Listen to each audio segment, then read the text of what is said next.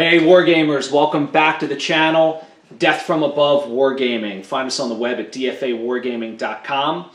So this is part of our How to Play Classic BattleTech series. I'm Aaron. I'm Tom. All right, and we are going to talk about setup and initiative. Boom. Yeah. And so we'll start off with the board you play on. Right. There's really two options for the map that you play on. There's Hex Based Maps and there's Distance Based Maps. And so what that means is there are two different measurement systems. One is where every movement is counted by hexes. Right, and you play on like a two-dimensional paper map. Yeah. Right? Yeah, and there's some fancy ones that I think people make. Yeah. Traditionally, the stuff that you would get in like the starter boxes is the paper mats with hex grids. We play generally exclusively with a measurement-based system in inches. So right. Every movement and shooting ranges are all measured in inches. Right. The reason we sort of do that is it opens up the tabletop for more immersive scenery. Yeah, fully 3D, right? Fully 3D. Very cool. Which is really cool, yeah. Cover and terrain and everything is more realistic, and the way that you measure line of sight and all those different things occurs in a more realistic way. It's and I think it's a little more familiar to some of the other war games that we play. And these are really rules that exist in the Strategic Operations book. They're not house rules. Right, they're not totally house rules. And I think the rules overall are very similar, right? Between really mechanically they're the same. It's just, are you counting hexes or are you counting inches? Right. That's it. Right. I mean, I guess it's just like really covers a little different, like you'd mentioned. Yeah. And just sort of that line of sight factor, but otherwise really the same. And so when you set up a board, when we set up a board, we play on a 4x4 space, so 48 inches by 48 inches, which is roughly the equivalent of 2x3 of the standard 2D hex mats, right? So the standard BattleTech maps, right? So 2x3. It gives you a decent amount of room to maneuver. There's a couple turns of pre-engagement before the LRM start flying, right? And some of or the super long range the dreaded autocannon too. But really, there's no right or wrong way to play. You can play, like we said, on the mat, on the 2D map. You can have really great 3D terrain, or you can just play on an empty tabletop, with just a couple of things, crumpled up pieces of paper to represent, your mechs. And that's sort of the great thing about BattleTech is it's really sort of low cost of entry, right? Yeah, it really is simple to start playing this game. Yeah. And so maybe move into how you pick your forces. Sounds good. Yeah. So then the next piece of the game after you set up your board is really picking the opposing forces. So you have to select your mech or mechs, and your opponent would select his bad mechs. Awesome. No only the best. No good mechs. Just nothing but Zeus's. Yeah. And so the way you generally balance them out, mechs are organized into classes, but that's not a really great way of understanding the capabilities. BattleTech has a thing called battle value, and every mech is assigned a value, and that really takes into account their movement speed, their armor, their weapon outfit, everything. Yep. And it's a really good way to sort of measure the effectiveness of a mech to mech. Yeah. And so that's what we use. We use battle value exclusively to balance our forces. Yep.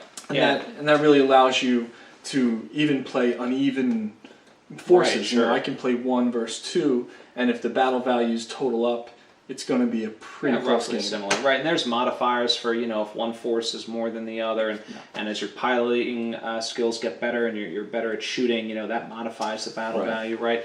And all those rules are in the book, but it is a great way to kind of figure out, rough order of magnitude, how balanced are these two forces? Yeah, I agree.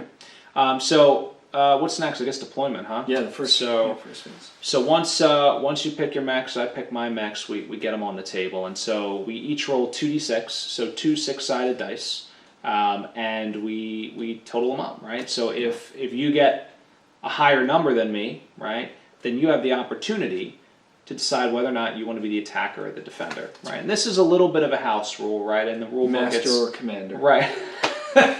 So in the rule book, it's just kind of like, pick your side, but we like to play a little more flavor here. So if you decide that you want to be the attacker, as a defender, I get to pick my side of the board, right? So out of the 4 decides I pick any one to be my deployment edge, you deploy opposite to me. But I get to deploy second. Right, you get to deploy second, right? I have to put the first mech down, which sort of, I start revealing my hand, so you'll always typically get the last placement. Yeah. Which is beneficial. So that's that's basically how we deploy, and we just go back and forth placing our mechs on the board until the rules for that, right? Yeah, no, I mean and it really depends. We'll talk about this a little bit later, but the the scenario, right? Some of them have different rules. There might be a certain landing zone that you're allowed to deploy in, but typically you just deploy at the edge of the map for your your standard BattleTech mission. Yeah, and once all the mechs are deployed, then you roll again for initiative. That's the first phase. This is it's important to note, like, deployment happens once a game. Yep. And then after that, every turn is started with an initiative roll. Exactly. And that determines who goes first. Right. Each turn. Right. So basically, if you lose initiative, you're going first. Right. Yeah. You have to Winner go first. goes second. Yep. And it's an interesting.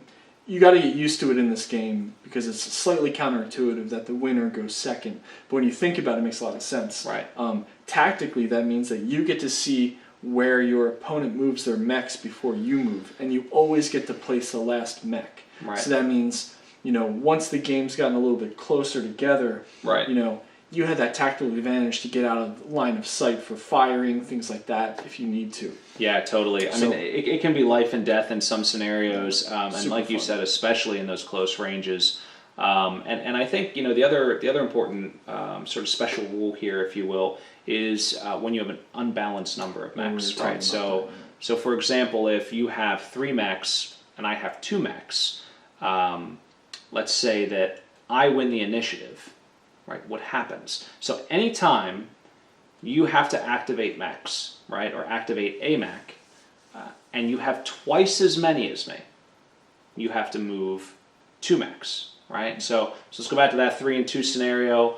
I win initiative, right? That means you have to go first. Well, you don't have double than me, so you move 1. I move 1.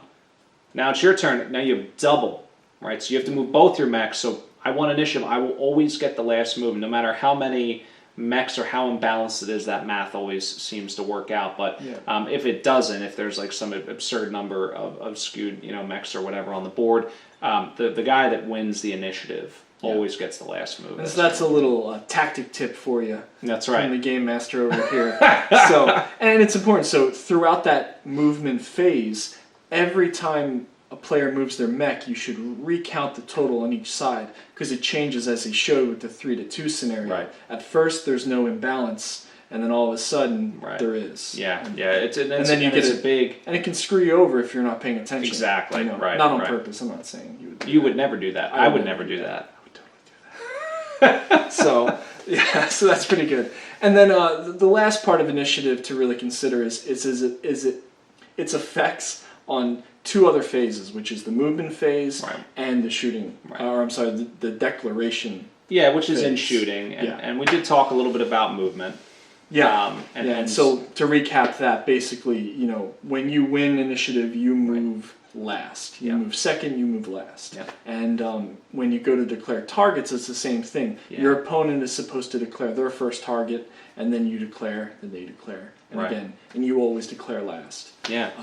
Shooting is not affected by initiative because shooting happens simultaneously.